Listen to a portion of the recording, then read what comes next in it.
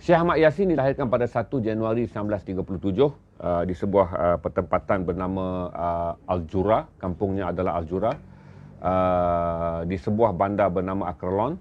Bandar ketika dilahirkan pada tahun 1936, British telah pun menguasai wilayah tersebut. Kerana saudara harus ingat, selepas saya kata dulu, apabila tamat saja Perang Dunia Pertama, jatuhnya Empire Ottoman, British, Itali dan juga Perancis berbahagi-bahagi kawasan. Kawasan yang membabitkan Palestin telah berada di bawah jajahan ataupun pentadbiran Amerika. Lebanon ataupun Lebanon diserahkan kepada pihak Perancis, manakala Afrika Utara diserahkan kepada tentera Itali. Ketika dilahirkan di Al-Jura di Akralon ni, beliau pertempatan tersebut telah pun berada di bawah taklukan Amerika. Apabila dia berusia 12 tahun, Syekh Ahmad Yassin berusia 12 tahun, kampungnya Al-Jura ni dan juga Akralon ni juga antara 500 pertempatan yang telah diserang oleh pendatang Yahudi yang mendapat bantuan senjata daripada Britain yang pada waktu itu adalah penakluk pada bumi Palestin. Mereka membunuh 15 hingga 22 ribu orang Islam dan menghalau keluar 740 ribu penduduk Palestin hingga menjadi pelarian.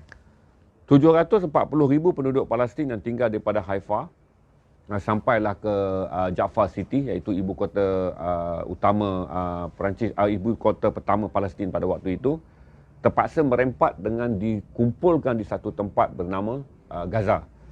Syekh Ahmad Yassin pada usia 12 tahun yang dilahirkan daripada keluarga yang sangat beragama, bapaknya seorang pendidik, terpaksa melalui kehidupan yang sangat sukar kerana akhirnya daripada bangsa yang memiliki tanah air, beliau menjadi seorang daripada 740 ribu Palestin yang dihalau dan terpaksa bersempit-sempit di Gaza.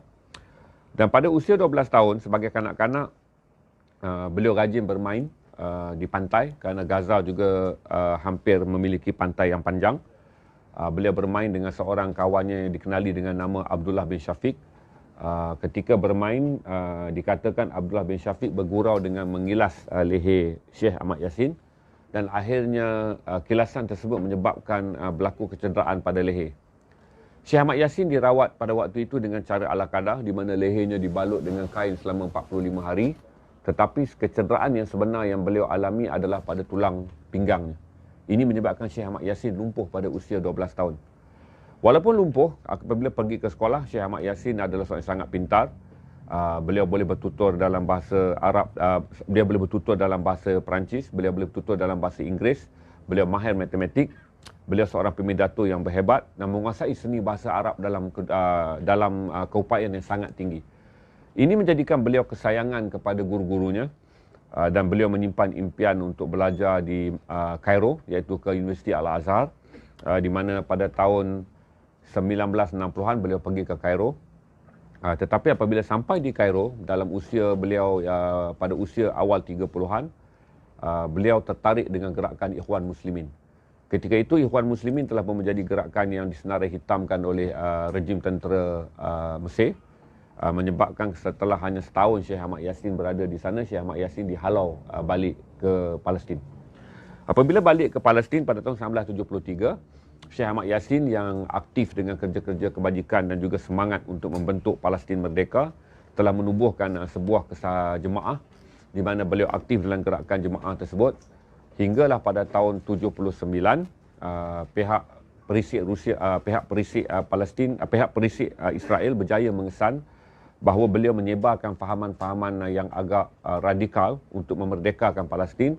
Dan apabila berlaku satu peristiwa pengeboman yang membabitkan kematian kira-kira 12 orang rakyat Israel, pengeboman bas, maka Israel menggunakan alasan tersebut untuk menangkap Syekh Ahmad Yassin dan memenjarakan beliau.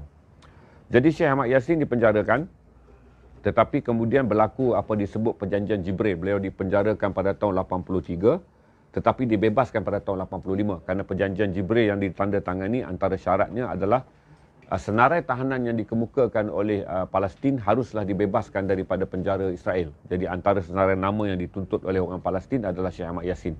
Dan Syekh Ahmad Yassin dibebaskan. Apabila dibebaskan, Syekh Ahmad Yassin tidak pernah berubah pendirian dia. Beliau terus menggerakkan gerakan-gerakan ketenteraan dan gerakan-gerakan terorisme, bukan terorisme, gerakan-gerakan gerila word yang tepat. Saya tarik balik perkataan teroris, tapi saya menggunakan gerakan gerila untuk terus berjuang dan membuat tindakan-tindakan ketenteraan bersifat militan untuk menentang pihak Israel dalam kemampuan yang sangat terhad. Hinggalah beliau ditahan dan dipenjarakan lagi sekali pada tahun 1979 hingga 1986. Sepanjang 8 tahun berada di penjara lah beliau dipukul, dicederakan daripada lumpuh di bahagian pinggang. Syekh Ahmad Yassin lumpuh seluruh badannya, buta mata sebelah kiri dan hilang hampir 70% penglihatan mata kanan. Ini menjadikan beliau berada di atas kursi roda. Syekh Ahmad Yassin bernasib baik dibebaskan adalah kerana dia dipenjarakan 89 hingga 99. Syekh Ahmad Yassin dibebaskan adalah kerana pada peristiwa tahun 1994. Apabila 1987 intifada pertama berlaku, Syekh Ahmad Yassin dan Abdul Aziz Ar-Rantisi, kawan baiknya, telah menubuhkan Hamas, parti yang pada waktu itu mahukan gerakan ketenteraan dan juga gerakan peperangan dalam mendapatkan kemerdekaan setelah orang-orang yang berada di Gaza kecewa dengan sikap parti Fatah yang memilih untuk berunding. Pada waktu itu Syekh Ahmad Yassin mengatakan bahawa apa bentuk seminar, apa saja bentuk rundingan, apa saja bentuk pertemuan, apa saja bentuk konferen hanyalah bertujuan untuk melengahkan kemerdekaan Palestin. Kesemua hal-hal ini sama ada dianjurkan oleh Amerika ataupun dianjurkan oleh Liga Arab atau dianjurkan oleh OIC ataupun dianjurkan oleh PBB. Hanyalah satu permainan untuk melewat-lewatkan dan menangguh-nangguhkan kemerdekaan Palestin. Lalu beliau menubuhkan Parti Hamas bersama dengan Abdul Aziz Ar-Rantisi. Penubuhan itu menyebabkan beliau dipenjarakan, tetapi dia bernasib baik kerana pada tahun 1994 salah seorang daripada pelarian Palestin yang berlindung di Lebanon, di Jordan, iaitu Khalid Mishal. Khalid Mishal adalah ketua Biro Politik Hamas.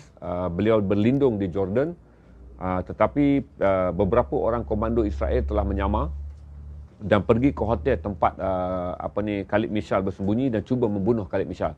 Tetapi Khalid Mishal berjaya menyelamatkan diri dan dua komando Israel yang didatangkan untuk membunuh Khalid Mishal telah ditahan. Maka itu berlaku satu lagi rundingan di mana Israel menuntut kedua-dua komando yang gagal dalam misi untuk membunuh Khalid Mishal, iaitu orang kanan kepada Syekh Ahmad Yassin. Maka dibuat pertukaran. Komando tersebut dibebaskan dengan pertukaran Syekh Ahmad Yassin juga dibebaskan. Maka Syekh Ahmad Yassin dibebaskan pada tahun 1999 dan beliau terus aktif menggerakkan intifada hinggalah berlaku satu peristiwa pada tahun 2003 di mana Israel membedil Pangsapuri ketika Abdul Aziz Ar-Rantisi dan Syekh Ahmad Yassin sedang bermesyuarat. Berpuluh-puluh roket dilancarkan daripada Apache, helikopter Apache, tapi hanya mencederakan Syekh Ahmad Yassin.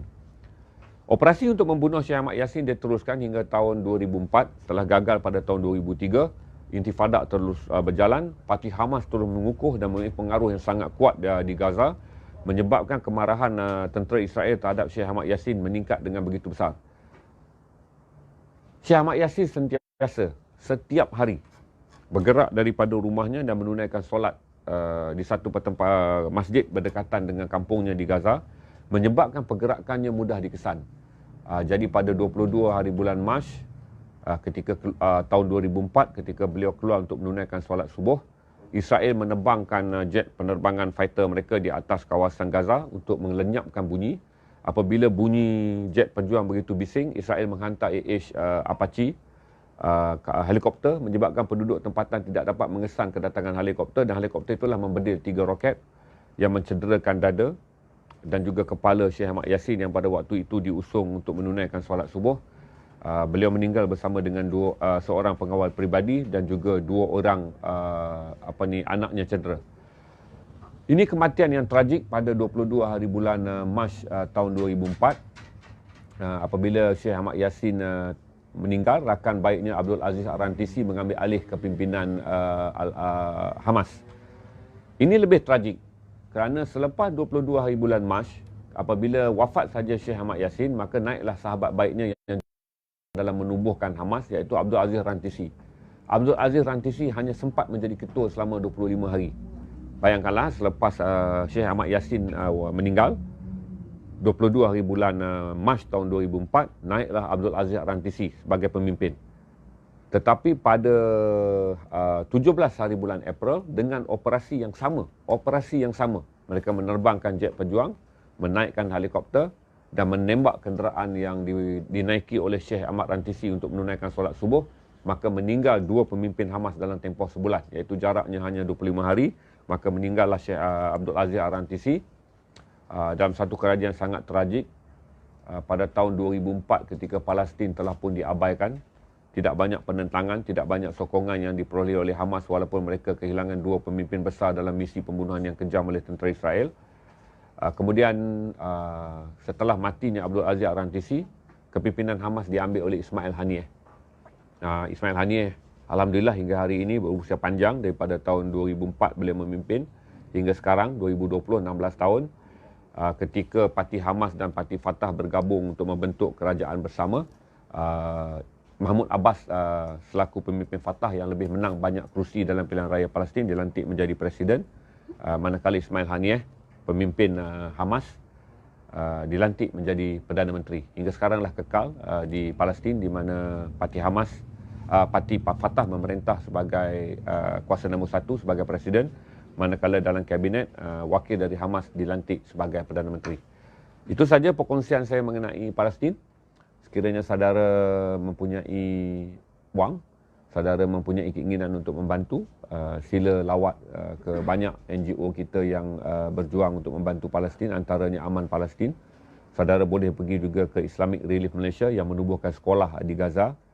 Saudara juga boleh pergi kepada Yayasan Al-Aqsa, mereka yang mengumpul wang untuk memberi dana bagi pemulihan dan juga pentadbiran Yayasan Al-Aqsa. Itu 3 NGO yang committed, yang track record mereka sangat baik selama berpuluh-puluh tahun dalam membantu bangsa Palestin.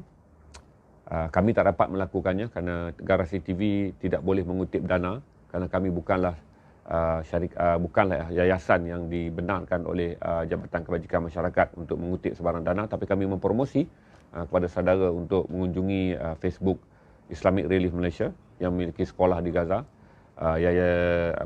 Aman Palestin yang memang komited ditubuhkan untuk membantu masyarakat Palestin, juga Yayasan Al-Aqsa yang khusus untuk membantu kutipan dana dan juga sokongan politik kepada usaha umat Islam untuk mempertahankan Masjidil Aqsa. Itu tamatnya